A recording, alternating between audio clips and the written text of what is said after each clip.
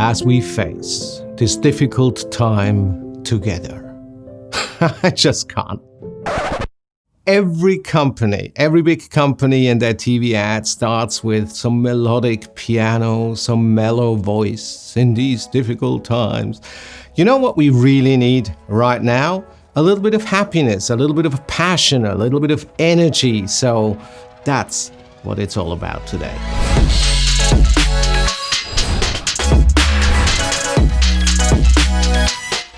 Hey everyone, Stefan here. I hope you're doing well. You're probably wondering, what is this old man doing behind the DJ set? Midlife crisis much? Well, maybe a little bit. In the past episodes, we talked about color theory and color grading in Photoshop and lens compression and all those sort of technical things. Today, I thought, let's get a little bit more personal. And this, to me, is part of my story. Even though I still enjoy it today, I still have fun, and I set up this little corner in our house so that I can still mix and you know, just for my own pleasure. There has, however, been a time when this was actually part of my income. For over 10 years, I was behind the desks. It's in a long time past. I'm talking 25 years ago when there was no digital, it was all beautiful and analog and so on and so forth. But anyway, let's talk about all of this and how that actually relates to photography, because after all, I'm a photographer. Well, now I am. So let me get out of this little cramped corner here and let's talk about it. So that's a little bit more comfortable. Well, what is this whole thing about this DJ desk and what does it have to do with photography?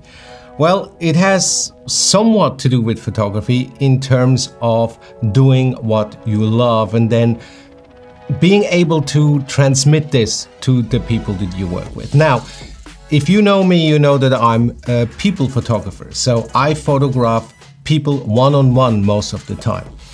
And they come into the studio with all kinds of, you know, mood swings, let's put it this way. Women don't believe that they're as beautiful as they really are. Men, you know, pretend to be all cool, but then don't quite know what to do with themselves once they're in front of the camera. And it needs coaching and it needs motivating. And I believe people look as good in front of the camera as they are motivated behind, or coached, or whatever you want to call it. So instead of going into slides and all these sort of things, I thought I'll just tell you a few small little stories out of my life. And I believe what created the kind of person that I am, and also created the kind of person I am in terms of coaching others or working with others. So where does all that DJ thing come in? Well, when I was 13, that's at least 5 years ago, as you can tell, I convinced my parents that I desperately need 2 turntables and a mixer. I don't quite remember how I managed to do that, but somehow I got away with it. And I think it was 14 and a half or something, like a year and a half later, that I actually got a chance to perform in front of a crowd. That was in Switzerland, and I nearly shit my pants because that was a very different story. Doing things at home when you think that you pretty much know what you're doing, and then out of nowhere there's this large crowd and they look up to you and you're playing a song and you just pray to the heavens that they like what you do. And then you realize they really groove with it. They love it, and the next song, and they really love it, and then you turn it up and you realize how you can influence the mood. You see the smiles and everything, and that never let me go. I was doing this for about 10 years, so every weekend, instead of being out drinking, I was working in small dance clubs, I was working in big raves, in massive festivals, and it just gave me this buzz that I can make other people happy. This was something that I found fascinating, amazing, awesome, and of course, maybe my biggest love is probably still till today, music.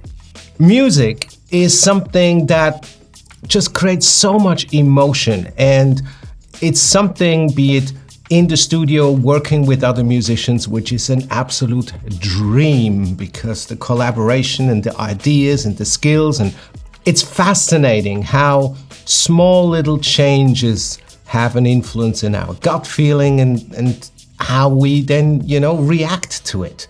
It's emotions.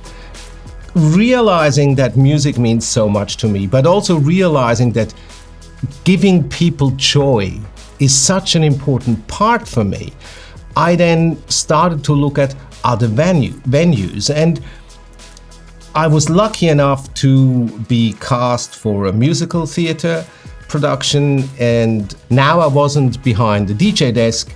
Now I wasn't playing some music that was pre-produced. Now I was part of the creation process.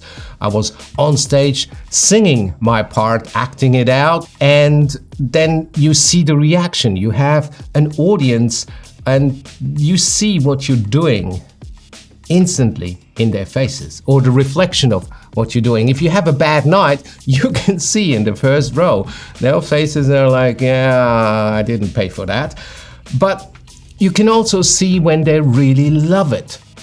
And that just gave me so much joy that I could come up on stage and maybe change someone else's day.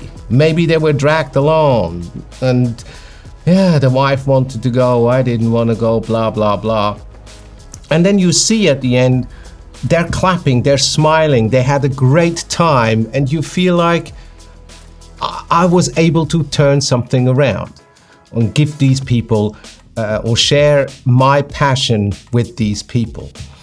So fast forward to being a people photographer, I believe I'm still a performer these days.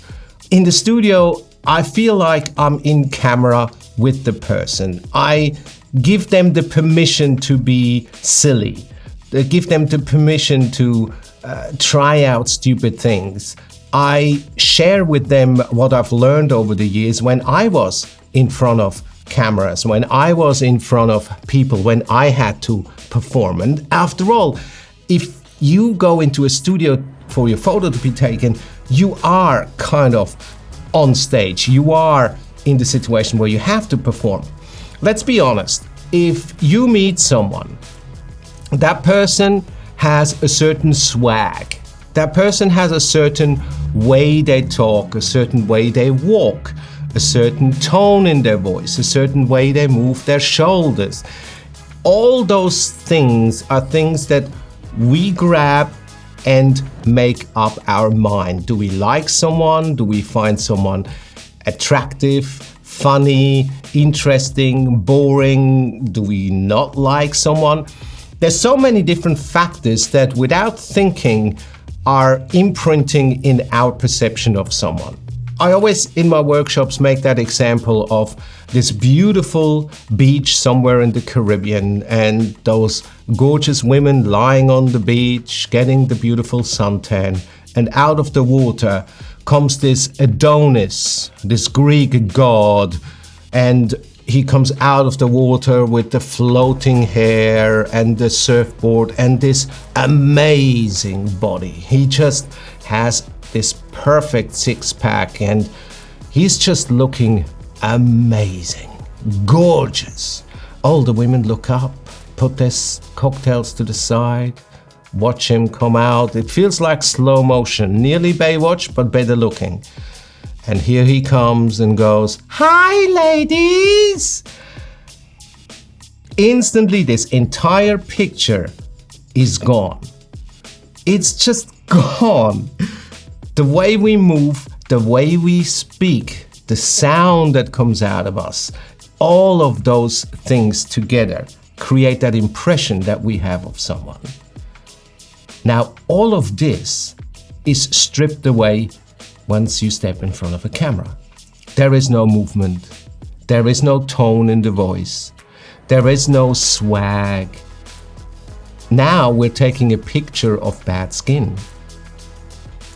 So how do we now get all those things that we found attractive back into that photo? It's performance. We now have to, pose the person, but more than pose the person, we have to inject them with that energy so that that sparkle comes back into those eyes. And we have to compensate for all those things that we lost. Now, body language is something that we should study if we work with people one-on-one, because it's the biggest part of it. And that is something we can get through in our photos. But isn't it weird to be in front of camera and then do a weird pose? And then the photographer says, the outside of the hand never looks good. It looks much better if we see the side of the hand. Now those fingers look crippled. So how about you leave those two fingers alone and move the other two fingers up? And how about you lean in a little bit and now turn the head up, but leave the chin forward so we create that little bit of shadow, and then gently put those fingers on here. And we don't push too hard because otherwise we create weird faces.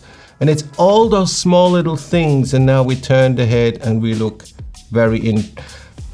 all those things have a huge impact in how the photo looks. But the person in front of you will feel really silly doing all those small little adjustments. And at some point you wonder, is it still that person that I photograph, or do I now just produce something fake? Well, it is up to us photographers to create that performance behind the camera, to motivate them to be silly, as I said before, to motivate them to try out different things, good or bad. We have this beautiful technology nowadays that we can delete photos if they don't look good. So shoot it, edit it, but more importantly, create that or ignite that flame in the person you work with. And I believe it's such a big part that we do behind the camera. If you just believe that you get the lights right and you get the exposure correct and you get the person in sort of a decent position and you push the button, well, you are a technician. I believe we should be about 10% technician and about 90% psychologist. Well, and if you run a business, you might be 10% photographer and 90% emailer. But that's a story for another day. So for me today, the message is very clear. I think it's very easy to set up lights. It's very easy to get the right exposure. Nowadays, we just look at the display, we shoot, we change until we like it. Now comes the hard part.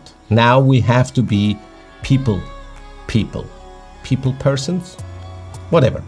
You know exactly what I mean. We have to learn body language. We have to learn to get over ourselves. We have to be clowns. We have to try to be funny. A little side story, and I know it's going on and on, but I hope it helps you a little bit. A little side story. When I joined a musical theater production, and luckily it went pretty well, so it was moved from Switzerland to Germany. So the big stage, 3,500 seats and so on and so forth. What came with it was all the press work. So we had to do radio interviews and TV interviews and newspapers and this and that and the other. And you were sent around as an actor, singer, to different photographers, to different photo shoots. And quite honestly, that was very difficult for me, because on stage, you're told what to do. First of all, you have the lyrics that you sing. Great. Someone composed them for you and you just perform them like you're told. And then there is a choreographer and tells you what to do on stage and how to move. And then there's a director that tells you have to walk from A to B and you have to say a certain sentence in a certain way. But now you're in a photo studio.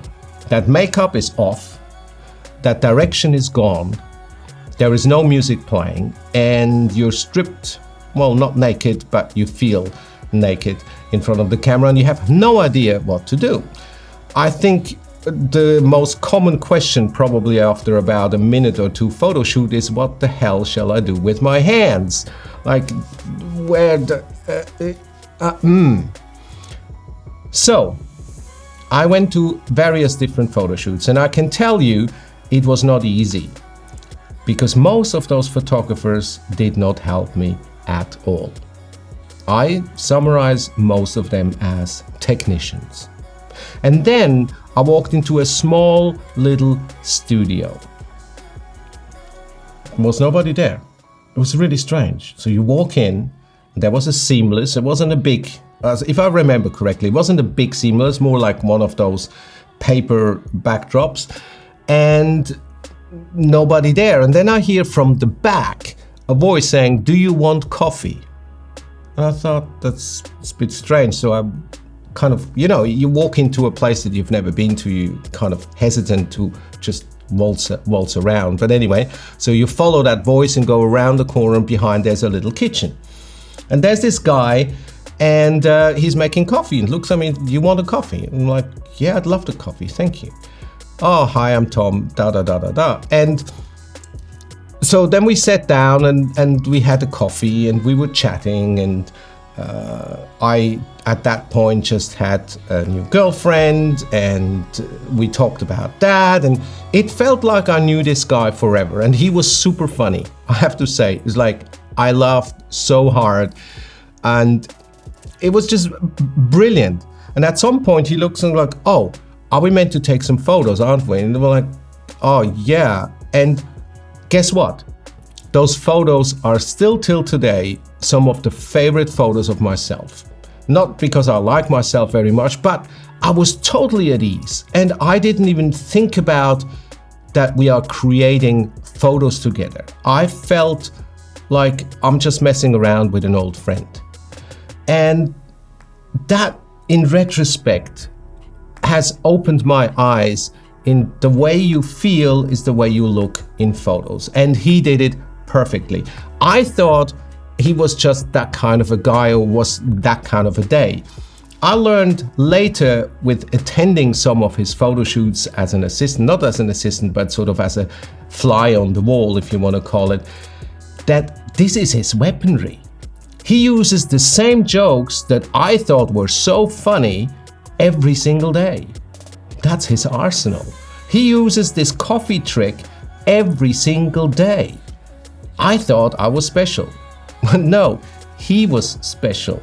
He tricked me in becoming his friend. I mean, he is a super cool dude, and he is an amazing photographer and everything like that. I don't want to take anything away from it, but he went through his arsenal. He made me feel good. And I will not forget this until my dying days, because this is now my job. Now that I have become a photographer, now that I've developed this craft for myself, I am fully aware that the moment the person walks into my studio, or the moment I meet someone on the streets or whatever, it is my job to offer that coffee. It is my job to use my arsenal of bad jokes and to make someone feel at ease. I know, long story, but I feel it's important to share this with you. Not to say, "Hey, look, I've been a DJ and I still do it. I'm old, but I still like it." It's nothing about me. But everything that I do now, everything that I know now, comes from the simple fact that I've experienced these moments myself. I have been in front of the camera myself. I think that makes a big difference. And I hope if you take one thing out of this, if you are a landscape shooter, you do whatever you want. Sit on top of the mountain, wait for the sunset, cross-legged, sing Kumbaya to yourself, and you be zen. But if you work with people, you have to become a people person. You have to understand how that person feels in front of a camera. You have to learn the small little things. Not the back of the hand, but the side of the hand. What are the fingers doing? What does an angle say? And all those small little technical things. And then you have to inject this with passion, with motivation, with inspiration, with personality, with fun, to give that person in front of you that confidence and that easiness, or whatever the word is, so that they can play along. And then we can take all that swag and the voice and everything that that person brings and replace the bad skin photo with personality, with allure, with sexiness, with sparkle in their eyes. And then we created an amazing photo. Well, so much for my personal story. As you can see, I'm already back here. I still want to finish a mix for Sunday afternoon session, so I can sit outside and chill and have just the perfect music playing in the background. Now, I hope today was a little bit inspirational, I don't know, motivational. In any case, giving you the permission to play, giving you the permission to go for whatever you enjoy. And if that means giving in to, I don't know, midlife crisis, then do it. You know, at the end of the day, it's about us waking up in the morning with a smile and going back to bed with a smile. And in a photo shoot, as I mentioned before, it is so important that we share this smile, this happiness, this passion, whatever words you want to throw at it, because, you know, whatever happens in front of the camera is a reflection of what happens behind the camera. All right, I'll get into it. I hope you enjoy the next videos, and to do so, you better subscribe, hit that bell icon. Even better, hey, it's social media, leave me a comment underneath. All right, until then, I'll see you next week.